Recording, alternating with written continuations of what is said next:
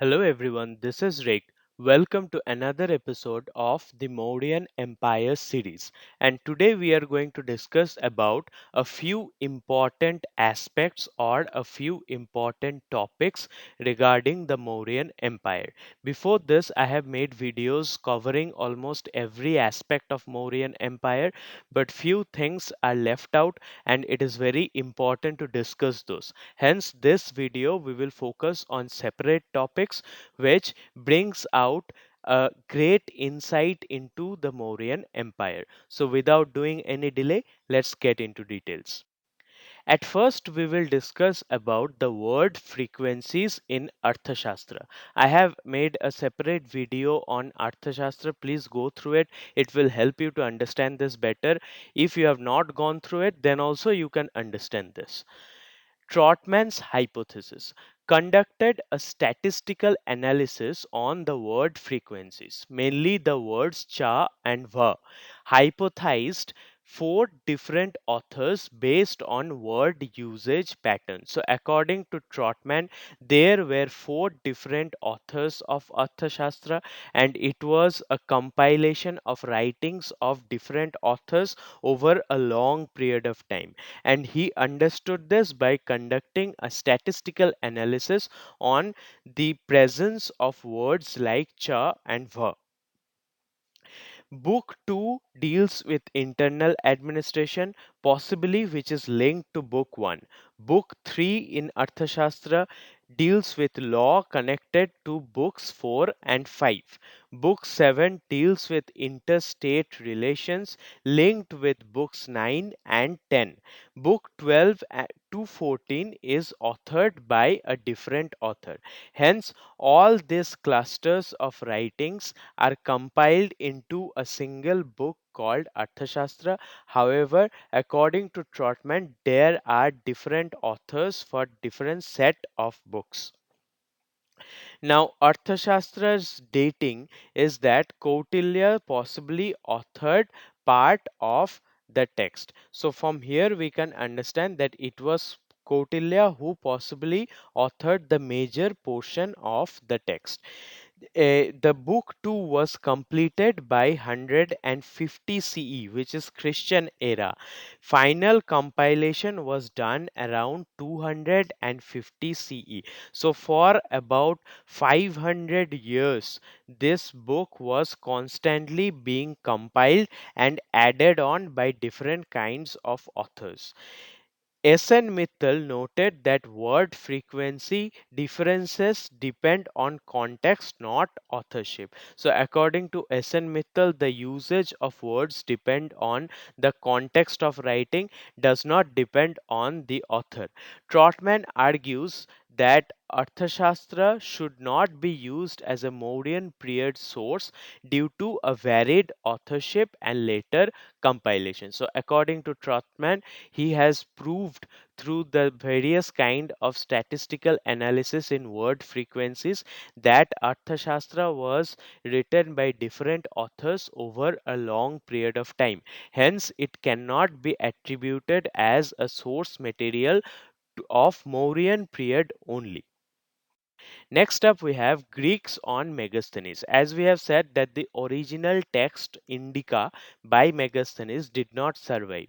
We come to know about that text from the writings of other Greek scholars who have referred to Indica in most of their writings. Hence, Greeks on Megasthenes. What did those other writers say about Megasthenes? Strabo's critic. He criticized Megasthenes for inaccuracies and contradictions in his accounts.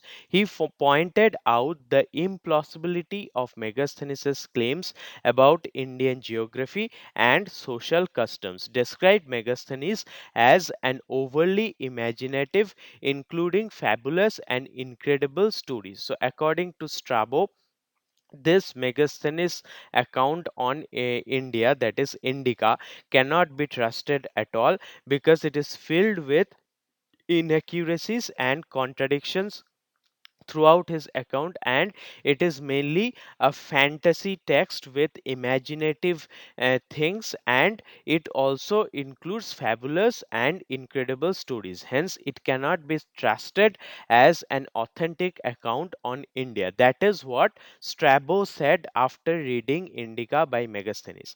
Arian, however, acknowledged Megasthenes' role in documenting Indian affairs, praised him for providing valuable insights into Indian society and politics. So, Arian is another Greek writer who has acknowledged and supported Megasthenes for his role in documenting the Indian culture and society. Also, Megasthenes had been praised frequently by Arian because of providing valuable insights into Indian society. Now, Pliny was another historian or another Greek writer who had referred to Megasthenes' work as a primary source for understanding Indian customs. He emphasized the breadth of knowledge provided. So, according to Pliny, this indica can be very much trusted as a primary source of information regarding Indian customs, and he has very much praised the breadth of knowledge provided in the book Indica. The general impact was that Megasthenes' Indica became a foundational text for ancient Western understanding of Indica. So, this was the base text through which all the interpretations on India by the Western scholars were based upon. Now, famine and relief features in the Mahastan and Shohagura inscription. The first picture here is of Mahastan inscription, and the second picture is of Shohagura inscription. These inscriptions have insights regarding the famines which used to occur at the Mauryan times and what were the precautions taken by the state government, by the king, in order to manage such crisis. Shohagura inscription was found in Gorakhpur district, Uttar Pradesh, on a small bronze plaque. Inscription in Prakrit and Brahmi script consisting of 4 lines with 7 symbols issued by Mahamatras form Shravasti, detailing measures for famine relief. Orders included distributing storehouse contents from Triveni, Mathura, Chanchu, Modama, Vadra during droughts. So this inscription is an instruction to the officers in the Gorakhpur district in Uttar Pradesh that if a famine is to occur in your area, you are supposed to distribute the resources which are there in the king's storehouse, and those contents from Triveni, Mathura, Chanchu, Modama and Vadra should be distributed among people because they are not getting anything to eat.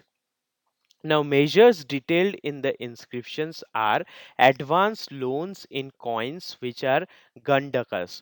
The term for coins used during Mauryan period is gandaka, and also grain should be distributed, provided to a group called Samivangyas and a person named Galadhana. So, even a group and a person is mentioned to whom grain should be given, and that person is supposed to distribute it to the people, aim to help people tide over famine and replenish their treasury once recovered. So during the famine the people should use these resources in order to live, and after the disaster goes away they are supposed to replenish the treasury even more. Now, Mahastan inscription is found in Mahastan, which is Bogura district in current Bangladesh, on a limestone fragment. Similar to Shohagura, it also recorded relief measures. So, these are the two main inscriptions where relief measures and disaster management policies are given. What the government officials or the Mahamatyas should do when there is a famine in the state and shortage of resources for the people. reflects the Mauryan administrative approach to disaster management, highlights the role of local officials who are Mahamatyas in implementing relief measures. So that is how these two inscriptions, Mahasthan and Shohagura inscriptions, are very significant for they provide insight into the disaster management policies of the empire. Now, legends of Ashok. What are the legends associated with Emperor Ashok? Ashok was the most famous ruler of the Mauryan Empire, and we will get to know about what are the stories associated with him. Ashoka Vardhana and early accounts. Ashok's fame was preserved in Buddhist texts like Ashoka Vardhana, part of Divya Vardhana. The Ashoka Vardhana likely originated in the 2nd century, which is approximately 350 to 400 years after the rule of Ashok, but includes stories from earlier times. Texts were composed by monks of the Mathura region. So these texts were composed by monks of the Mathura region in about 2nd century CE, and it gives a lot of detail about Emperor Ashok. The story of Ashok's prophecy. A young boy offers a handful of dirt to Buddha, who predicts he will become a great king and a follower. So, a young boy gave a handful of dirt to Buddha, and Buddha predicted that that particular boy will become a great king and a follower later. The boy is reborn as Ashok, fulfilling the prophecy by becoming a righteous Chakravarti king. Chakravarti king means it can be said that an undisputed king becomes a Chakravarti king. So that boy who gave dirt to Buddha is reborn as Emperor Ashok, and thus the prophecy is being fulfilled. That is what is stated in Ashokavadana. Now, transformation of Ashoka to the pious ruler. Initially, Ashoka was known as Ashoka the Fierce for his cruelty. He reportedly built a torture chamber, according to Ashokavadana, where he tortured people to get information regarding his enemies. After encountering a pious Buddhist monk, he transformed into Ashoka the Pious. Xuanzang, a 7th century traveler, noted Ashoka's change and his visit to the site of torture chamber. So, according to the Buddhist text, after encountering a Buddhist monk, Ashok changed his personal attitude, and from fierce he became a pious ruler. That is what is stated in the Buddhist text. Now, Ashok's act of generosity. In his final days, Ashok began giving away his possessions and state resources to the Sangh, which is the Buddhist monastic organization. His ministers restricted the access to the treasury, but he continued his charitable acts. He passed away peacefully after giving his last possession, a Myrobalan fruit, to the order. So Ashok was a very generous ruler, and even though because of some administrative purpose the ministers restricted his generosity, but still he defied their advices and gave everything, donated everything to the people, especially the Sangh, which is the monastic order. Historical and cultural impact. Buddhist legends shaped King Ashok's reputation as an exemplary Buddhist king. If you want to know more details about Emperor Ashok, I have made a separate video itself focusing on the life and contributions of Emperor Ashok to Indian. Now, stone portrait of Ashok at Kanganahalli. This is one of the most significant findings because here we find a stone portrait of Emperor Ashok. Discovery was in 1993 when a team of archaeologists discovered the site at Kanganahalli on the banks of Bhima River in Karnataka. So the site of Kanganahalli is located on the banks of Bhima River in Karnataka. What are the findings from this site? Unearthed a stone portrait of Ashok among other artifacts, including stupas, inscriptions, and sculptures. The portrait showed Ashoka seated with an inscription in Brahmi letters identifying him. So here there is a portrait of sitting position of Emperor Ashok, and there is Brahmi letters written below, from where we can understand that this is Emperor Ashok. Depiction also included members of the royal family and various symbols of sovereignty. So here not only Emperor Ashok is depicted, but other members of the royal family are also shown in the sculptures. And there are various symbols projecting that Ashok was the supreme ruler.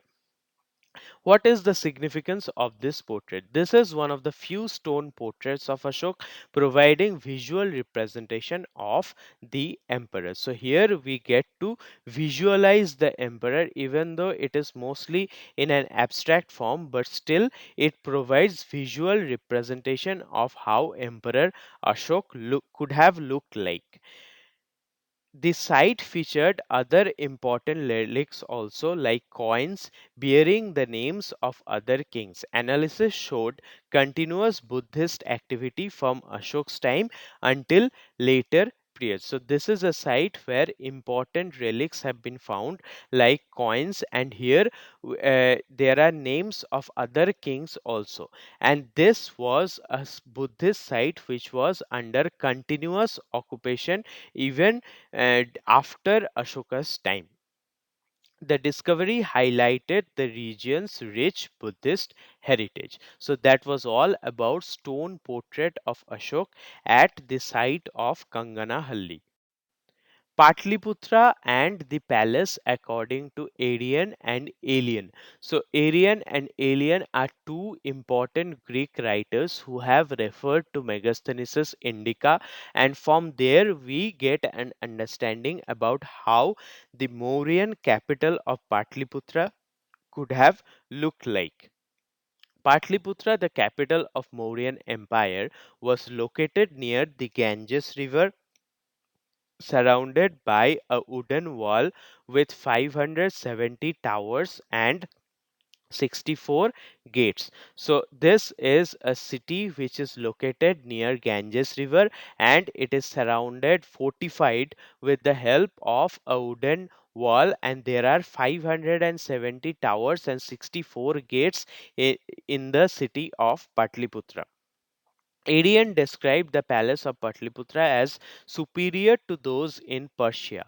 So, Persian Empire was very much contemporary to the Mauryan Empire. However, Arian has described the Patliputra city to be superior to that of any of Persian counterparts.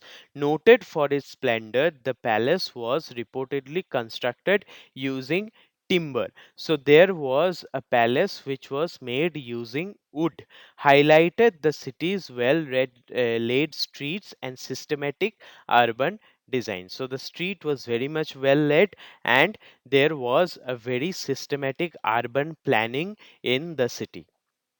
Alien emphasized the city's unique features such as the royal parks and gardens, mentioned the presence of numerous trees and plants showcasing the city's greenery. Also noted the artificial lakes and fish ponds within the city. So the city was not only for functional purpose, but it looked very beautiful with a lot of greenery in it.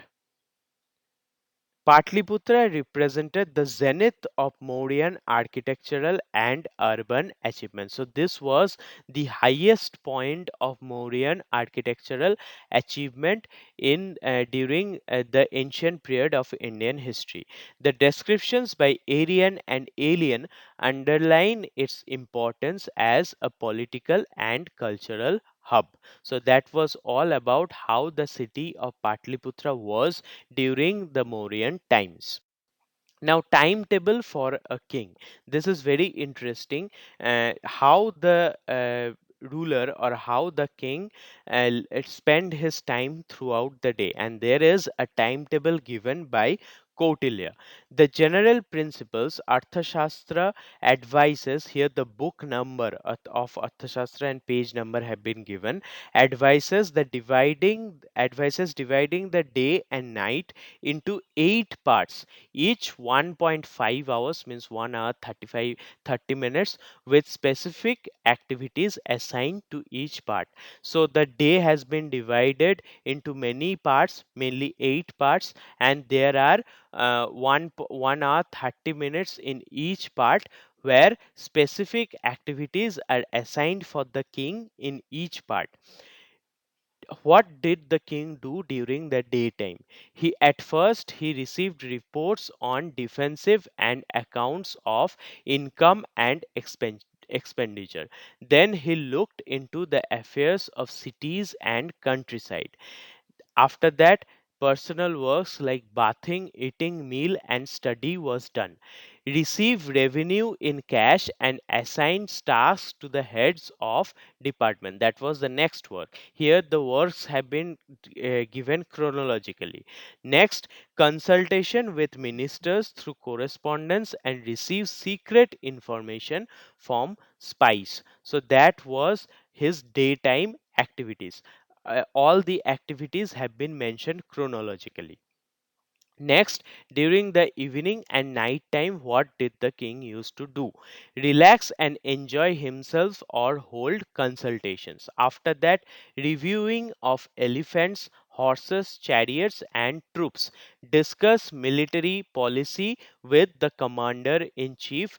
Consult counselors and dispatch secret agents. We all know that espionage was one of the main features during the Mauryan times, and a particular section of Arthashastra has been dedicated to these secret activities only. And next, he was to receive blessings from priest, see his physician so that his personal health is being well maintained, and chief cook and astrologer. All these people should also be consulted daily by the king. Sleeping, the king should go to bed to the strains of musical instruments. So there were special musical instruments which were to be played at the time of king's sleep, which gives him a total of 4.5 hours of rest. So the king is supposed to sleep for 4.5 hours. Late night. During the late night, the king is to awaken to the sound of musical instruments and ponder on the signs of statecraft. So the king should be awake by late night, and there should be separate musical instruments which would help in getting him up from sleep. And after that, he should ponder on science and statecraft. At daybreak, the king should circumambulate a cow, its calf, and bull, and then proceed to the assembly hall. So he should also take care of cows, calves, and bulls, and after that, he should go to the assembly hall. Now, life of a king according to Megasthenes, and this has been known via the accounts of Strabo, because the original text Indica, as I have said before, did not survive. Now, what was Megasthenes' routine of the Mauryan king? The daily routine and securities. King spends the entire day dealing with legal cases. Security is a priority, with guards stationed around him to protect against assassination. Even at night, he changes his sleeping quarters regularly to avoid potential threats. So, security was very much focused upon by the Mauryan administration, and there were guards all around the king every time to protect him from assassinations. And even during the night, the king was to change his places of sleeping frequently, so that it was difficult so that it would become difficult for the assassins to detect his whereabouts. Now, interaction with women. Women play a significant role in the king's daily life, accompanying him in the palace.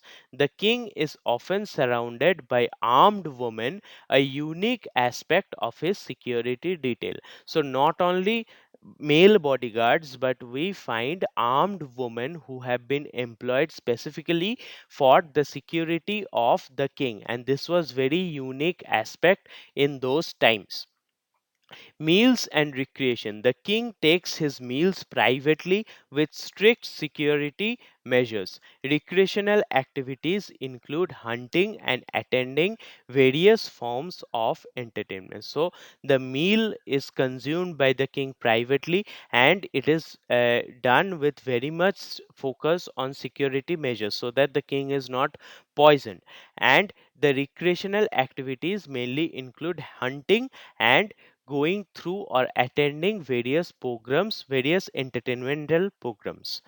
Now, military activities. The king participates in military expeditions, showcasing his leadership. He oversees the training of his army and personally leads important campaigns. So, he was the chief military leader in the Mauryan administration, and he himself leads his army to different military campaigns.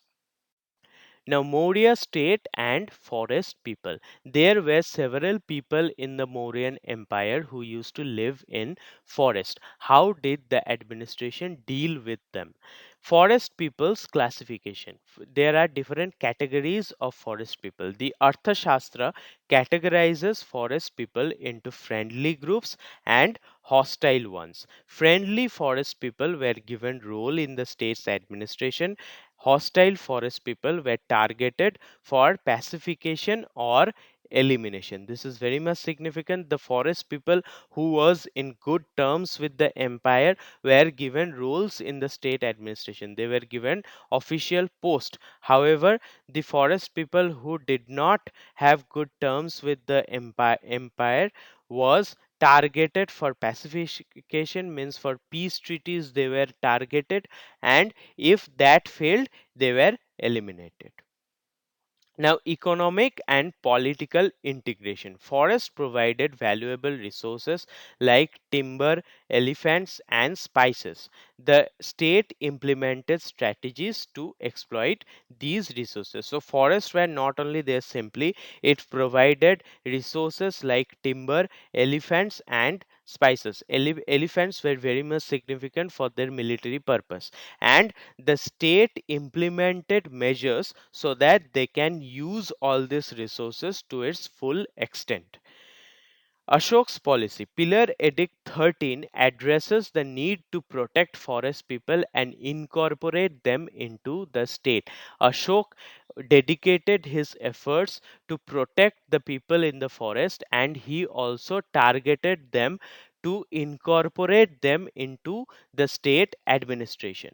Ashok emphasized nonviolence and the need to respect all life forms, including forest inhabitants. So, Ashok focused on ahimsa and he respected the forest people. Forests were managed through a combination of direct control and alliances with local chiefs. Some of the forests were in direct control of Mauryan administration, and in few places the forest tribal chiefs were elected, and they were given the capability, they were given the power to administer over the forest regions.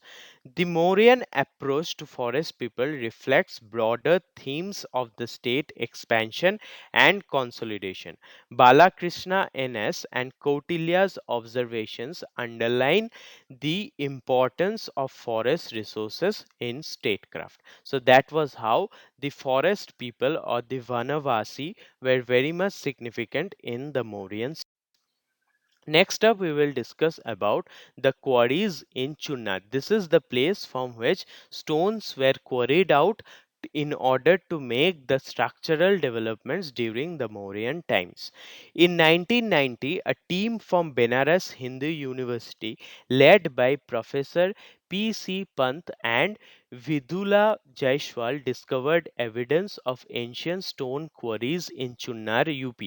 They found large cylindrical blocks of stone, suggesting extensive quarrying activity. Now, what are the quarrying techniques? Over 450 ancient quarrying sites have been identified, covering around 15 square kilometers. Cylindrical blocks were chiseled and dressed into shape at Chunar itself, and then it was distributed.